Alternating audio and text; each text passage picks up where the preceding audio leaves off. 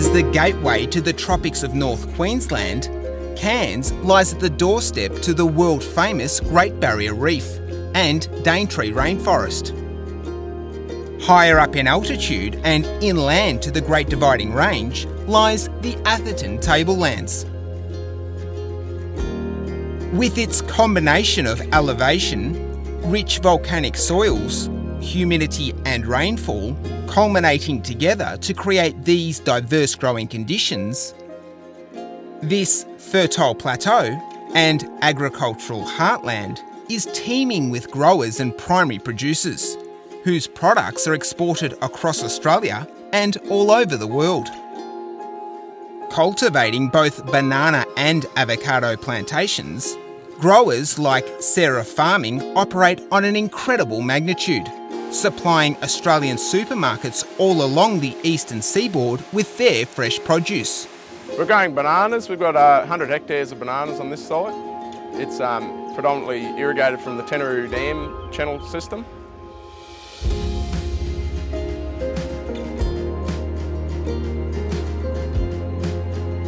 With water being the vital source of life for growers in this region, the energy costs needed to pump 800 million litres of water each year across this 250-acre site is among the largest expense for farming operations like these.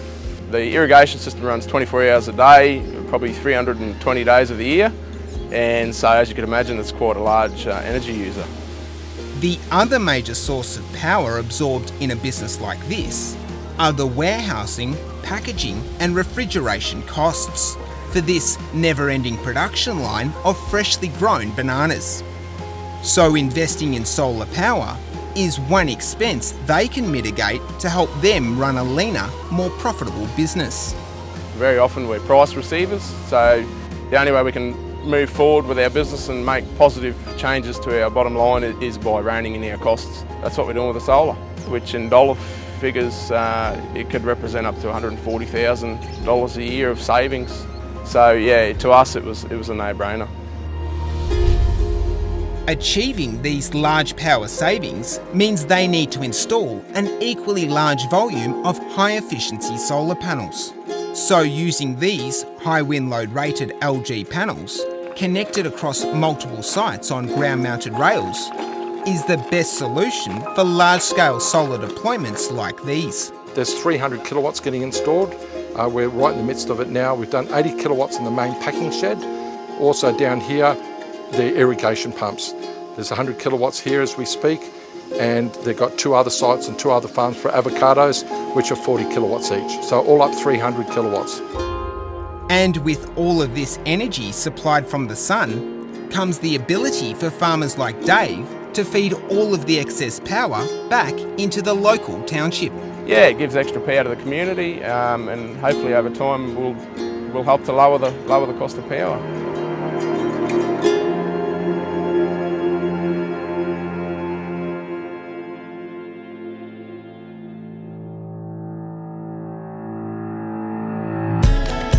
Nearby in Mareeba, coffee plantation owner Robert Jakes is all too familiar with the rising costs of energy.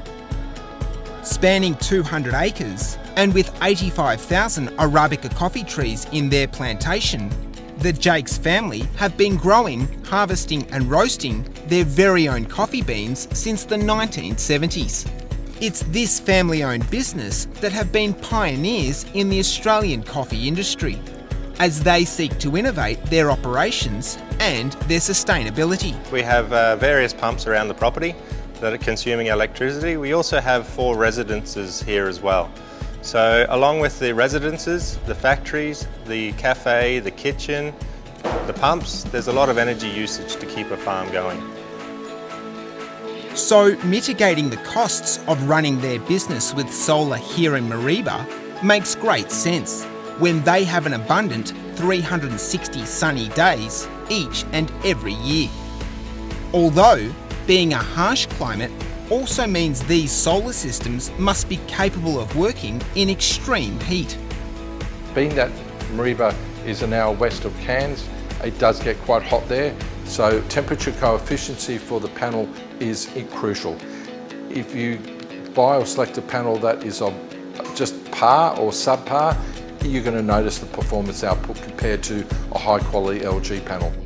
It's a little known fact that as the weather gets hotter, cheap or low-grade solar panels will fail to perform in the heat. And this is what's known as the temperature coefficient. So, it's high-quality panels like these with a high temperature coefficient that are helping businesses across the Atherton tablelands harness more energy savings. If you're not using solar power, you're costing a lot of extra carbon dioxide going into the atmosphere. B, your hip pocket. It's the main consideration.